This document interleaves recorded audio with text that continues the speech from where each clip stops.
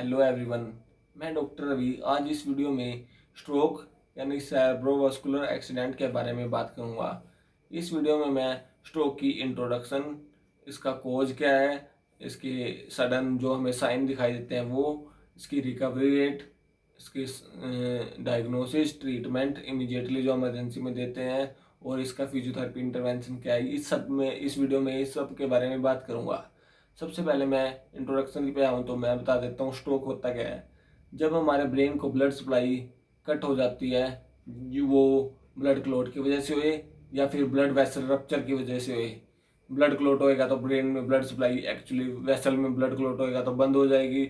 अगर blood vessel rupture हो गई तो भी ब्रेन में ब्लड सप्लाई वो कट हो जाएगी, जिसकी वजह से ब्रेन सेल्स को ब्लड नहीं पहुंच पाएगा। तो जो ब्रेन सेल्स का फंक्शन है, जो ब्रेन का फंक्शन है, स्पीच वाली एक्टिविटी या फिर मसल मूवमेंट वाली एक्टिविटी, वो इम्पेयर्ड हो जाएंगी, जिसकी वजह से हमें स्ट्रोक होएगा।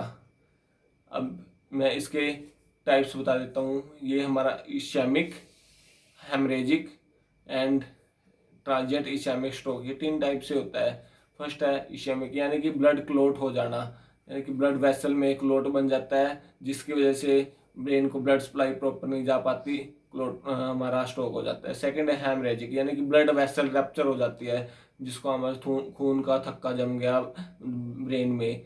थर्ड है हमारे पास ट्रांजिएंट इश्चैमिक स्ट्रोक, ये मिनी स्ट्रोक होता है, ये साइन है जस्ट, ये बहुत जल्दी रिकवर हो जाता है, विद इन हार्स ये रिकवरी हमारी इसकी हो जाती है। अब मैं बताऊंगा इसका कोज। सबसे मेन कोज है इसका number 1, high blood pressure.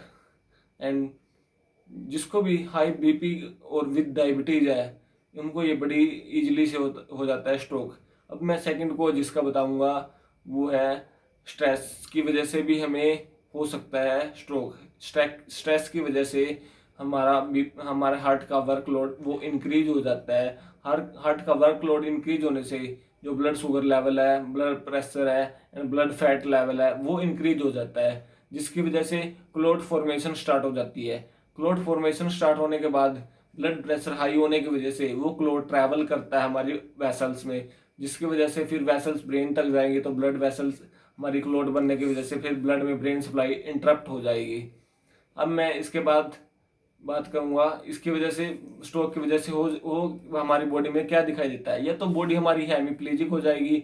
Hemiplegic यानी कि हमारी बॉडी का एक साइड का हिस्सा काम नहीं करेगा, हमारी बाजू नहीं काम करेगी, टांग नहीं काम करेगी, हमारा फेस भी ड्रॉप हो सकता है।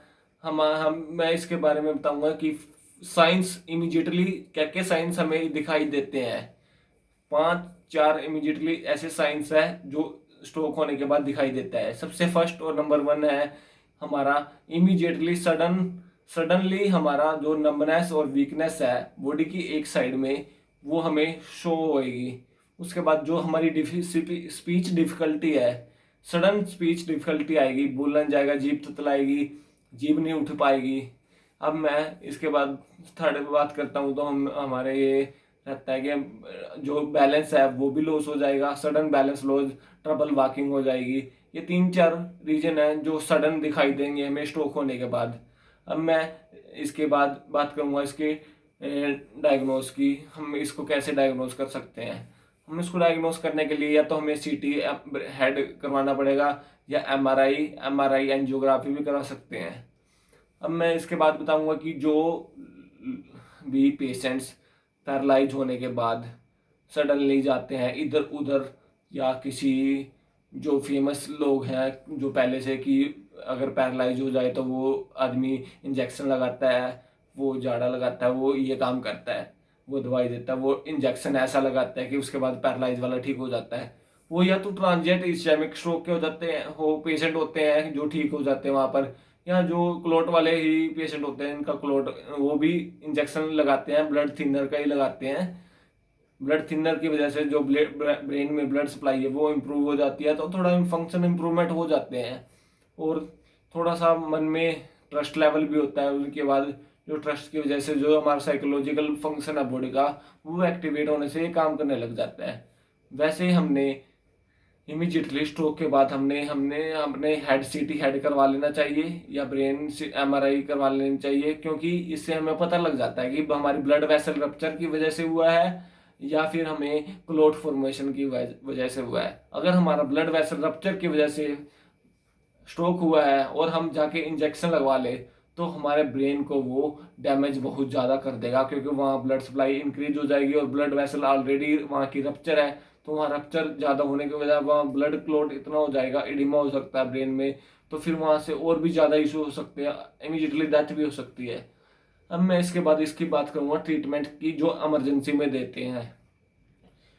अगर स्ट्रोक हो जाए तो 3 से 4 घंटे के अंदर अंदर एक इंजेक्शन होता है टीपीए। टीपीए इंजेक्शन होता है टिश्यू प्लाज्मिनोजन एक्टिवेटर, टीपीए। ये 3 से 4 घंटे के अंदर लग जाए तो ब्रेन की जो ब्लड सेल्स डैमेज हो रही है वो भी बच सकती है, क्योंकि ब्लड इम्प्रूवमेंट अच्छे से हो जाएगा, जिसकी वजह से हमें बहुत ही अच्छा फायदा भी हो सकता है। ये हमारा अब इसके बाद मैं बात करूँगा जो 3-4 घंटे के बाद हमारा ट्रीटमेंट चलता है, वो हमारा ब्लड थिनर ही लगते हैं, कोई न्यूरोबिन फोर्ट या जो भी लगते हैं, मोस्टली ब्लड थिनर ही लगते हैं स्ट्रोक के पेशेंट को जो इश्चेमिक स्ट्रोक वाले होते हैं।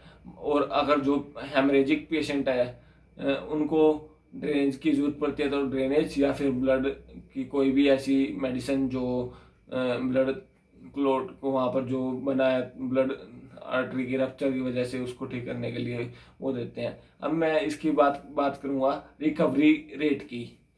जो स्ट्रोक के पेशेंट होते हैं उनमें रिकवरी रेट क्या है, ये पेशेंट टू पेशेंट वेरी करता है। एवरी पेशेंट में इसकी रिकवरी रेट डिफरेंट होती है, क्योंकि हर किसी की मसल एनर्जी पावर अलग अलग है, हीलिंग पावर अलग अलग है। एवरी स्ट्रोक पेशेंट की ये नहीं है कि मैं वहाँ पर गया था मैं इतने जल्दी ठीक हो गया तो दूसरा पेशेंट भी वहाँ जाके इतने जल्दी ठीक हो गया, नहीं, ऐसी कोई बात नहीं है। अलग अलग पेशेंट की अलग अलग इसकी रिकवरी रेट है। कुछ वीक में भी ठीक हो सकते हैं, कुछ के लिए मंथ भी लगते हैं, कुछ हमारे पेशेंट साल में ठीक होते हैं, कहीं 1 से 2 साल में भी ठीक होते हैं, और ये कंडीशन कई बार लाइफ लॉन्ग डिसेबिलिटी भी बना देती है। ये कोई प्रॉपर नहीं है कि ये ठीक होंगे या फिर एक इसकी इम्प्रूवमेंट हो जाती है बॉडी में। अब मैं इसके बाद बात करूँगा इसके फिजियोथेरेपी इंटरवेंशन की, कि हमने इसमें स्ट्रोक यानी पैरालाइज होने के बाद हमने फिजियोथेरेपी हमने वेरी मस्ट है कि फिजियोथेरेपी करवानी चाहिए। अब ये नहीं है कि हमने 1-2 एक्सरसाइज करवा ली और काम हो गया हमारा, या हमने किसी को करते हुए देखा तो हमारा काम चल गया। उसको अच्छे से जो पेशेंट है हमारा, उसकी जो भी साइड उसकी राइट है या लेफ्ट है या उसका फेस है राइट साइड से या लेफ्ट साइड से, उसको हमने अच्छे से हमने उस साइड को फैसिलिटेशन देनी है।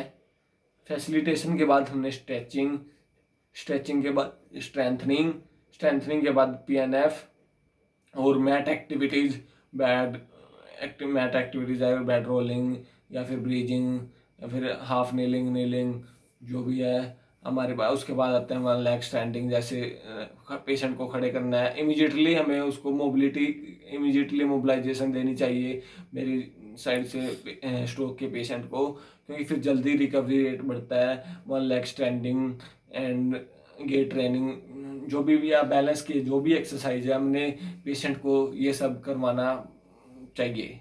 अब मैं इसके बाद बात करूँगा इसके जो रिकवरी रेट मैंने ऑलरेडी बताई दिया है। Thank you. नेक्स्ट वीडियो में फिर मैं अगली कुछ अपडेटेड लेटेस्ट और अच्छी जानकारी के साथ आऊँगा। हमारे चैनल को सब्सक्राइब करें। Thank you.